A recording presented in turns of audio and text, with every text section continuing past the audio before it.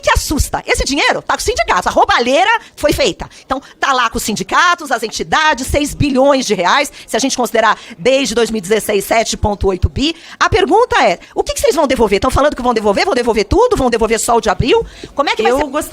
Eu acho que os colegas já exploraram bastante alguns temas, até porque eu acho que, como o senhor bem disse, o que aconteceu, o que está acontecendo é assustador, né? A gente está falando de criminosos infiltrados por todos os cantos e, assim, um planejamento macabro que tem participação de todos os lados. Então, a gente está falando de gente dentro do INSS, de gente dos sindicatos. Assim, a gente está falando de uma quadrilha.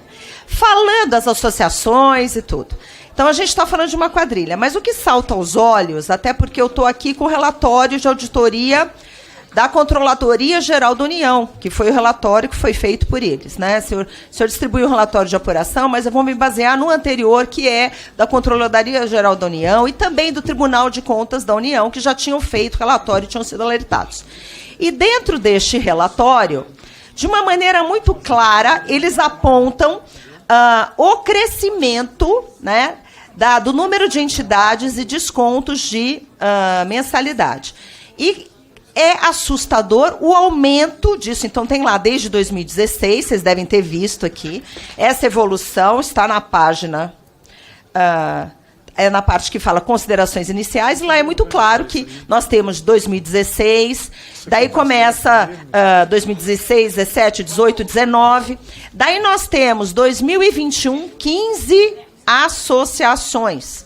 O que chama aos olhos e o que salta, em 2023 e 2024, isso aumentou assustadoramente para 27 e 33 associações. Então, a minha primeira pergunta é, de acordo com os dados desse relatório, houve um crescimento atípico nos últimos anos. Saiu de 706 milhões em 22 para 1 bilhão e 300 em 23, quando o presidente Lula tomou posse, e para 2,6 bilhões em 24. A gente está falando que dobrou de um ano para o outro, né? Então, eu queria entender com o senhor atribui esse crescimento vertiginoso de 23 e 24, desses 2 anos, ao quê? Esse crescimento, tanto associativo, como também dos valores, que passou de 700 milhões em 22 para 2,6 bilhões em 24. Essa é a minha primeira pergunta. Continuando, ministro, existe, aqui já foi falado, e o senhor também falou, que teve uma reunião do Conselho em 23, onde foi falado. Então, a primeira vez que o senhor teve notícia, que o senhor foi alertado das fraudes, foi em 23. E a pergunta é, demorou 1 ano para que tomasse alguma medida concreta sobre o assunto. E aí teve as novas regras para o desconto, que tinha biometria, o senhor colocou algumas regras. A pergunta é, ninguém se deu conta dessa gravidade e o ponto é, por que não foi suspenso naquele período? E a outra coisa que eu queria perguntar, começaram a abrir exceções, abriram depois que descobriram, estão metendo a mão, a quadrilha está andando, por que simplesmente não cortaram? E abriram exceções para várias, 3, 4 entidades, inclusive essa que nós temos o irmão, né, do presidente Lula, vice-presidente, eu quero saber por que abriram exceções, especificamente para 3 ou 4. Então, dentro da ordem cronológica, a pergunta é por que abrir exceções para essas entidades especificamente que têm vínculo com o presidente?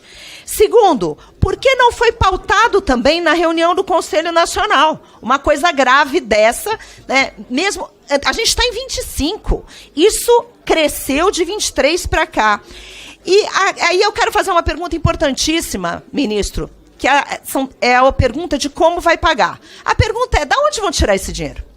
Porque o que assusta? Esse dinheiro está com os sindicatos, a roubalheira foi feita. Então, está lá com os sindicatos, as entidades, 6 bilhões de reais, se a gente considerar desde 2016, 7,8 bi.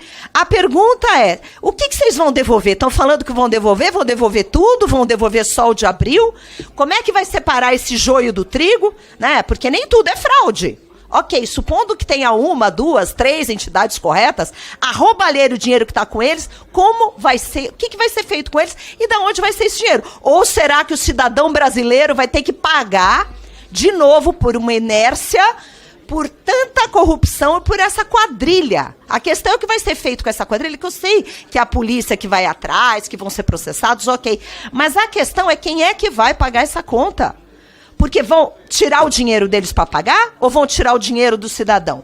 Porque o dinheiro já está nos sindicatos. E por último, é a questão da relação. Porque eu concordo inteiramente que a INSS não tem que se meter nisso. Aliás, a contribuição para qualquer sindicato, qualquer entidade, tem que ser uma coisa voluntária e tem que tire do bolso e pague. O senhor já se pronunciou a respeito disso.